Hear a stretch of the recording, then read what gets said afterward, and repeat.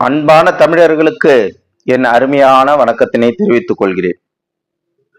பேரறிஞர் அண்ணா அவர்கள் பல்வேறு மேடைகளில் பேசிய கதைகளிலிருந்து இன்று நாம் 7 கடுக்காய் வைத்தியன் என்ற கதையினை கேட்கவிருக்கிறோம்.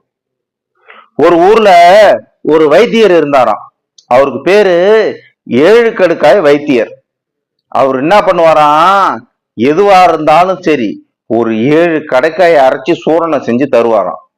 ஒருத்தன் ஐயோ அம்மா வயிறு வலிக்குதே அப்படின்னு வருவான், இந்தா அப்படி 7 கடுக்கா சூறணும். அதுக்கடுத்து ஒருத்தன் காய்ச்சல்னு வருவான், இந்தா அப்படி 7 கடுக்கா சூறணும். ஐயோ சாமி தலை வலிக்குதே தலை குடையுதே அப்படின்னு ஒருத்தன் வருவான், அவனுக்கும் இந்தா அப்படி 7 கடுக்கா அப்படின்னு கொடுப்பான். இப்படியே வர்றவங்களுக்கெல்லாம் 7 கடுக்கா 7 கடுக்கா 7 கடுக்கா இந்த 7 கடுக்கா வச்சு வைத்தியம் பண்ணிட்டு இருந்தாராம் அந்த வைத்தியர். ஒரு நாள் ஒரு சலவெளி தொழிலாளர் வந்து, ஐயா என் கழுதை காணாம போச்சுன்னாராம்.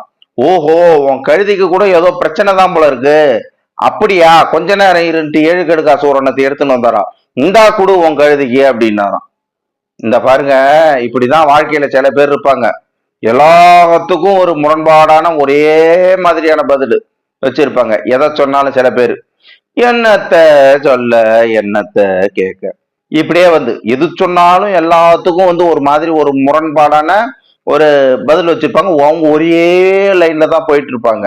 நம்ம எதை சொன்னாலும் சரி அத மாதிரிதாங்க வந்து மூட நம்பிக்கைகளும்.